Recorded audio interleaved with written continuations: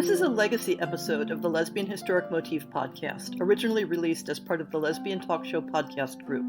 Some references may be obsolete. The show looks at lesbian-relevant themes in history and literature, has interviews and discussions about current historical fiction with queer female characters, including fantastic versions of the past, and presents new original historical fiction for your enjoyment.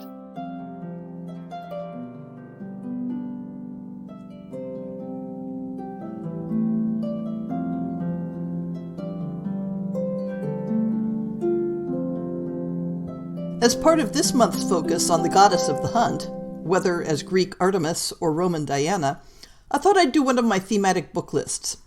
I have not, alas, had a chance to read through most of the works I'll be mentioning. So this isn't a review show, but simply a look at what's out there. And in a change from my usual book lists, this time I'm not filtering by any particular representation or sexuality. This list isn't exhaustive by any means.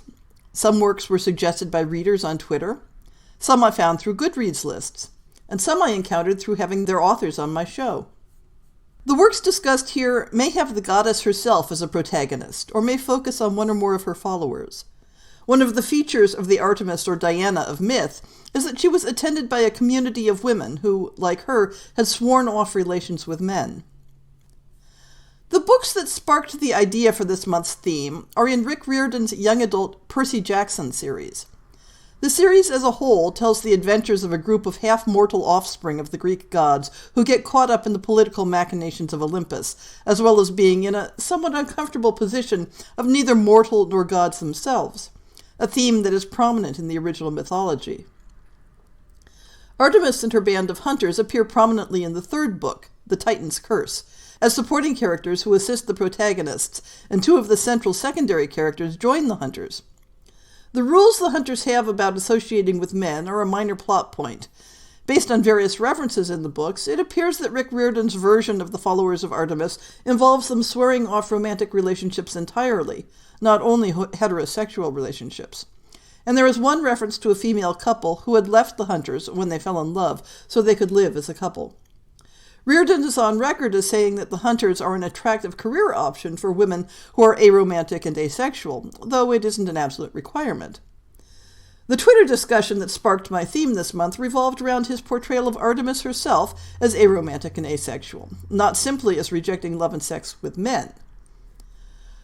While Riordan's series is aimed at the YA readership, Joan Holub and Suzanne Williams have a middle-grade series based on Greek mythology, with a couple of titles featuring Artemis as one of the students at the Olympus Academy. So, sort of a magical school for young deities.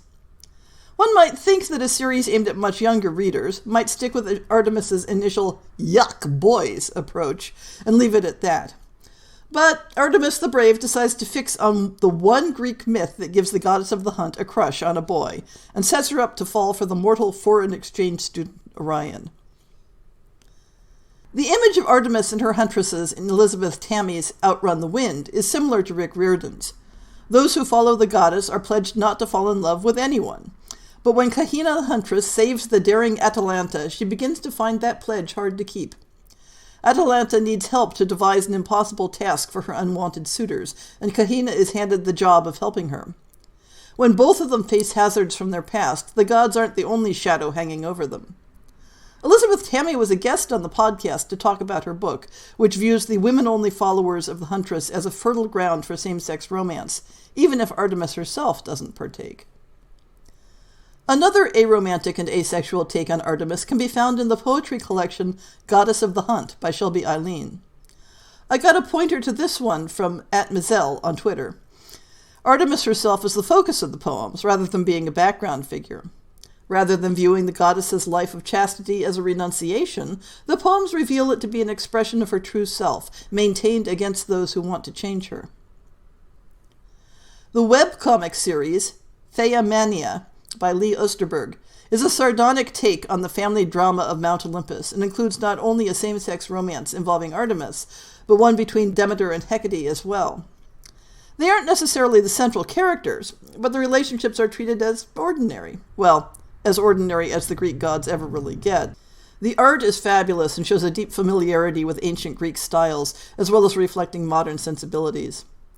I got a pointer to this one on Twitter as well, from @SerenaJenk this time.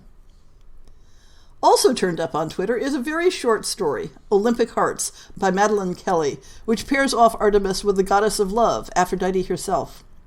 Aphrodite gets around, to be sure, but once or twice she's fallen for a woman. A quick and bite-sized romance. The huntresses of Artemis were sometimes conflated with the similarly man-shunning Amazons, and Kay Ayton's Arrow of Artemis trilogy blends these themes in a classical mythic setting. The focus is on the human followers of Artemis the goddess, rather than bringing Artemis into the story as a character herself. But the series comes down solidly on the side of Artemis as lesbian icon. Kay Ayton came onto the podcast a while ago to talk about the series, so check out her interview. So there we are. Not as many stories as I thought I'd find, but a diverse buffet of interpretations of the role and character of Artemis. I didn't find any modern novels that interpreted her through the Roman version as Diana, though I mentioned several older works in last week's show that have characters either corresponding to or meaning to evoke the goddess by that name. And next week, I'll talk more about the mythic stories and historic reworkings of the goddess that speak to how her sexuality was interpreted across the ages.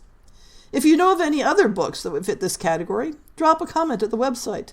The link, as always, is in the show notes.